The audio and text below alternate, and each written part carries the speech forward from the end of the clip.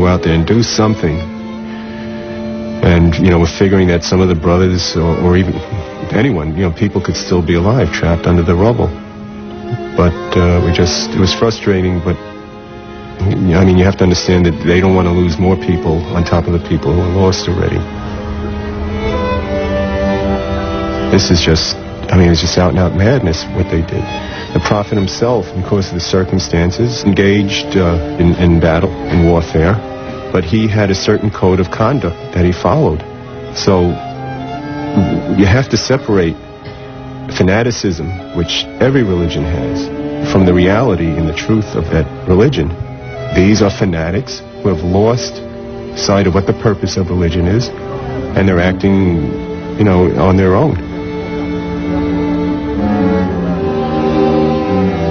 What hurt me probably most of all was out of the World Trade Center attack was that here is a religion that I entered because of the universality and the tolerance that is throughout the book and throughout the sayings of Prophet Muhammad.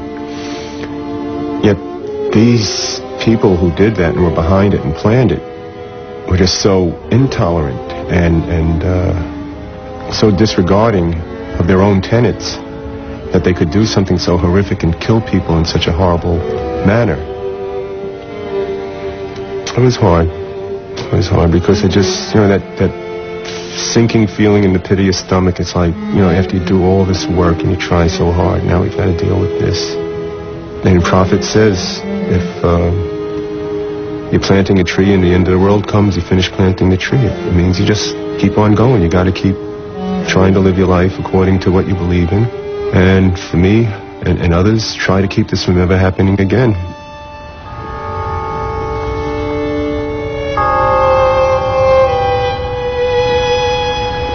September 11th underscored the need to have dialogue with non-Muslims and other faiths to understand each other and to try to resolve these hot spots that fester and cause this type of hatred.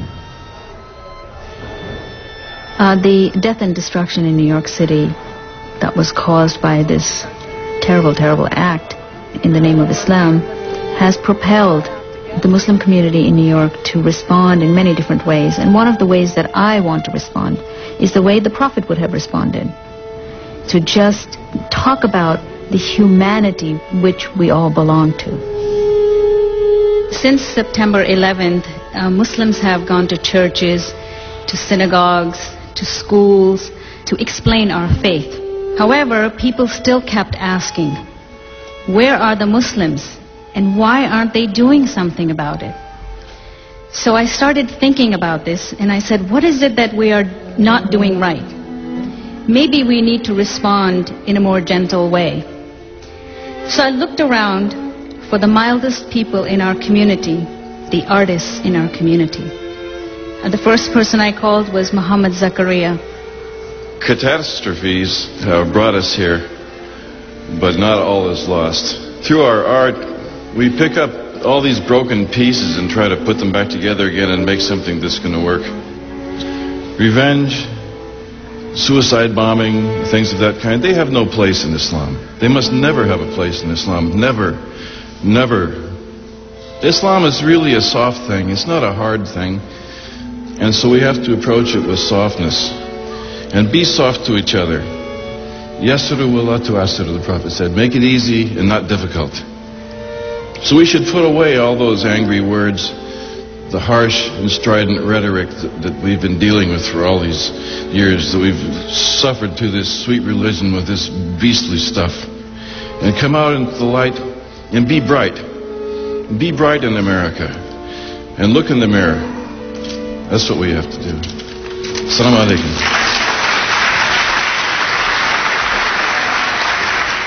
This piece is the golden rule of Islam.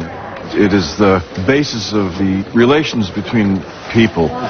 It means there is no harming of other people in Islam and no returning or retaliating harm for harm. And so that's why I did it, to respond through the sayings of Muhammad's men.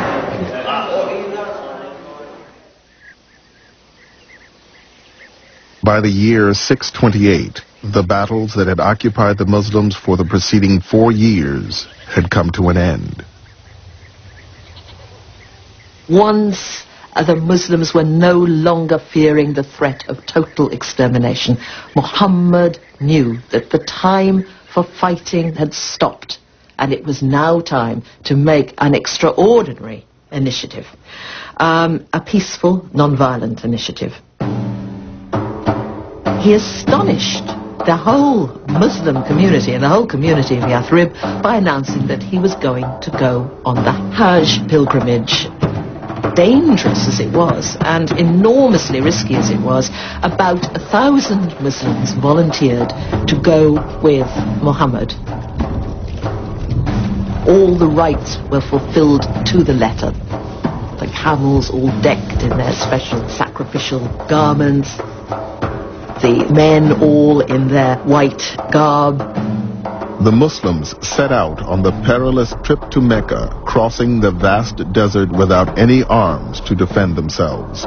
When they reached Hudaybiyah, just outside the sacred area around Mecca where violence was forbidden, Muhammad surprised his followers by ordering them not to enter, but to sit and wait. He then sent an emissary to Mecca seeking permission to complete the pilgrimage. Muhammad knew, of course, that he was putting the people of Mecca into a really impossible position, because if they forbade Arabs to enter the city and perform the rites at the Kaaba, they would be abusing their position as guardians of the holy places. The Meccans themselves did not know what to do. When the emissary did not return quickly, the Muslims feared the worst. But Muhammad's gambit paid off. The Meccans offered to negotiate a treaty. With tensions running high, Muhammad began dictating its first line by stating his own name. Ali was taking down the notes with the Meccan negotiator at his side, and when Muhammad began saying, "The Prophet of God," the Meccan said, "I don't believe you're the Prophet of God. I can't sign to that." So he said, "Fine, Muhammad, son of Abdullah." And many of the Muslims felt that this was a major insult. The Muslims sitting round at Hudaybiyah watched this in utter dismay. There was almost a mutiny. 1,000 pilgrims stood refusing to accept this. Muhammad went back into his tent where he had his wife Salama, and he said to her, "What shall I do?" And she gave him some excellent advice. Part of the ritual of the Hajj was that you sacrifice a camel. And he went out and he sacrificed one of the camels, and somehow some kind of necessary tension was released. The ritual sacrifice of an animal traditionally marked the end of the pilgrimage. Grudgingly, the Muslims considered the pilgrimage complete and headed back to Medina. Muhammad had compromised on every major point in the treaty, but he had won the most significant concession. In return for postponing their entry into Mecca for a year, the Muslims had secured 10 years of peace and official recognition as a political entity. Muhammad had proved himself as capable a diplomat as he was a religious leader. There was wisdom in the treaty, because one of the things that was promised to the Muslims was protection as they moved throughout Arabia, that they would not be harmed, that they could move freely. And what was gained most greatly from that was the dawah, the teaching of al-Islam. On the way back to Medina, Muhammad told his companion Omar, "I have received a revelation which is dearer to me than anything else beneath the sun." It said, "Surely we have given you a clear victory." Then more and more and more people came to Islam. More and more people turned to Muhammad. It sent out a huge signal of strength, strength of purpose, utter courage, utter panache, and utter wisdom